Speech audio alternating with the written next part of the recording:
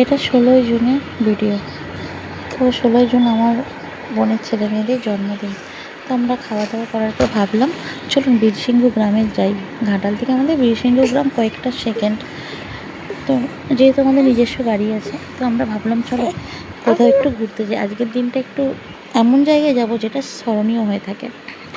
তো আমরা গেলাম বীরসিংহ গ্রামে। আর আপনারা নিশ্চয়ই জানেন আমরা বর্ণ পরিচয় পড়াশোনা শিখেছি অ আ ক খ থেকে। মানে সেটার জন্য আমাদের ঈশ্বরচন্দ্র বিদ্যাসাগরের বর্ণ পরিচয়। তো বীরসিংহ গ্রামে কার বাড়ি? ঈশ্বরচন্দ্র বিদ্যাসাগরের জন্মভূমি, জন্মভিটে, জন্মস্থান। চলুন ওখানে যাওয়া যাক। তো আমরা যথারীতি কাজ, যেমন কথা তেমন কাজ, চলে গেলাম খাওয়া দাওয়ার পর বীরসিংহ গ্রামে সবাই মিলে। তো আজকের আবহাওয়াটা খুব সুন্দর, মানে মেঘলা হয়ে আছে, একদম মেঘ ধরে আছে, দেখতে পাচ্ছেন, বৃষ্টি হচ্ছে না। তো আমরা চলে গেলাম বীরসিংহ গ্রামে। দেখুন এটা হচ্ছে আমাদের ঘাটাল থেকে বীরসিংহ গ্রাম অনেকটাই, 15-20 মিনিট লাগে। তো চলে গেলাম। এক ফোঁটা করে বৃষ্টি পড়ছে মাঝে মাঝে, তাও আমরা থামিনি। তো চলে গেলাম। দেখুন এটা হচ্ছে বীরসিংহ গ্রামের ঢোকার মেন গেট। দেখুন এখানে লেখা আছে ঈশ্বরচন্দ্র বিদ্যাসাগর, আর পাশে লেখা আছে বর্ণ পরিচয়। দেখুন অ আ ক খ, পাশে সুন্দর। গেটটা কিন্তু অসাধারণ, মানে অতুলনীয়। গেটটা খুব সুন্দর, আমার তো খুব পছন্দ হয়েছে। তো আমরা এখানে চেম্বারে প্রতিদিনই আসি, কিন্তু আমাদের সময়ের অভাবে আসাই হয় না। অনেক দিন থেকে শখ ছিল, বলতাম যে আমি এই জায়গাটায় যাব, তো কাজের জন্য সময় হয়ে ওঠে না। দেখুন আজকে গেলাম। আর গ্রামটার ভেতরে ঢোকার সঙ্গে সঙ্গে খেজুর গাছে, প্রতিটা খেজুর গাছে খেজুর, মানে পাকা খেজুর একদম, মানে পুরো গ্রাম্য এলাকা, চতুর্দিকে গাছগাছালি। এমনকি জানেন এখনও পর্যন্ত মাটির বাড়ি 3 তলা, কোথাও দেখেছেন? আমার তো চোখে পড়ে না। আর মাটির বাড়ি তো দেখাই যায় না। তো এখানে দেখলাম কিছু কিছু বাড়ি আছে 2 তলা 3 তলা, মাটির বাড়ি, কী সুন্দর সাজানো। তো আমার তো খুব লোভ লাগছিলো দেখে।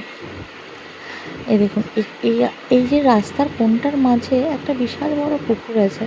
তো দেখতে পারলাম না, যেহেতু বৃষ্টি পড়ছিল, গাড়ি থেকে নামতে পারলাম না, আপনাদেরকে দেখাতে পারলাম না। তো আমরা রাস্তা দিয়ে যাচ্ছিলাম,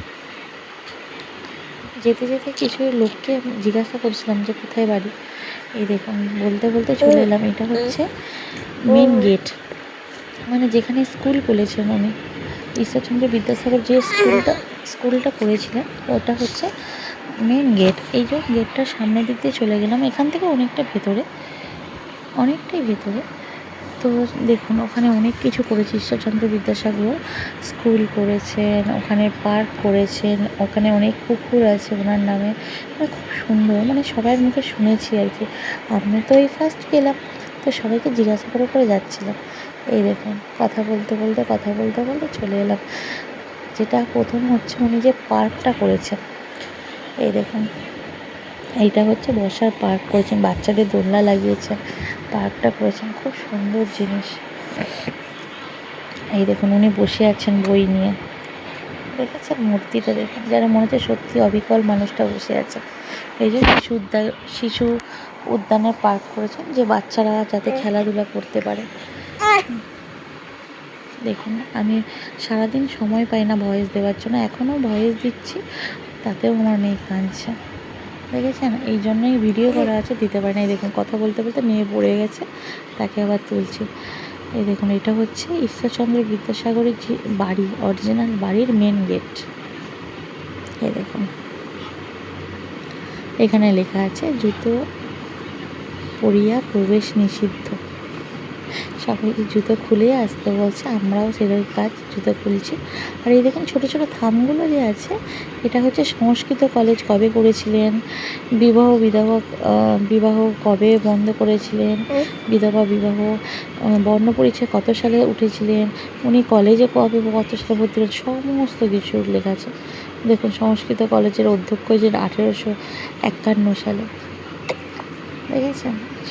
শকুন্তলা বই তুলেছেন 1854 সালে, সমস্ত কিছু লেখা আছে। দেখুন আপনাদেরকে একটু একটু করে। আর এইটা পশ্চিমবঙ্গ সরকার ঘাটাল ব্লক থেকেই মমতা বন্দ্যোপাধ্যায় মাননীয় ছিলেন, উনি তখন তৈরি করেছিলেন।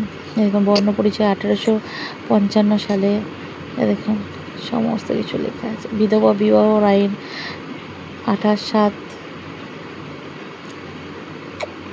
তারিখে এটা দেখতে পেলাম না।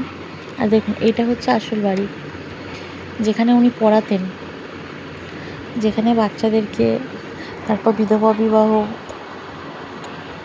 এগুলো সব করতেন তখন। এই দেখুন, গাছে গাছ মানে খুব সুন্দর সাজিয়ে গুছিয়ে রেখেছে। দেখো, ভ্রান্ত বিলাস, এটা ভ্রান্ত বিলাস করেছিলেন কত সালে। এটা মানে অতুলনীয় সাজিয়েছেন, অতুলনীয়।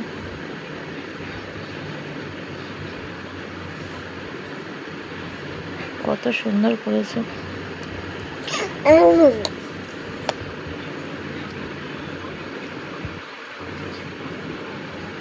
এই দেখুন, আমার বোনের ছেলেটা কাঁদছে, তাকে নিয়েও ঘুরেছে। আর আমার মেয়ে দেখেছে, মেয়ে দেখুন কেউ নেই ওখানে, একা একা ঘুরছে। কেন? তার পায়ের নপুরটা আটকে গেছে, সে হাঁটতে পারছে না। ওই দেখুন, একটা পায়ের তোড়া উপরে আর একটা পায়ের তোড়া নিচে।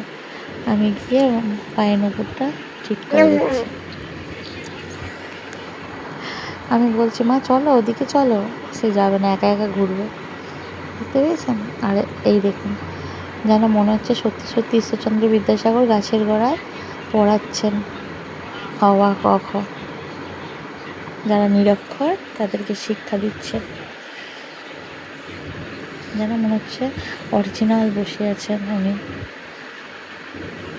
আর এখানে বিধবা বিবাহ দিচ্ছেন। কত সুন্দর না? আজকে ভাবতে পারছিলাম যে মানুষটার জন্য আমরা পড়াশোনা শিখেছি, সেই মানুষটার বাড়িতে আমরা এসেছি। এই দেখুন, এখানে ছোট ছোট ক্লিপ তুলে ধরেছেন বর্ধমান জেলার কালনার পথে দুস্থ কলেরা, বিদ্যাসাগর মশাইয়ের স্কুল কলেজ সমস্ত কিছু তুলে ধরেছেন।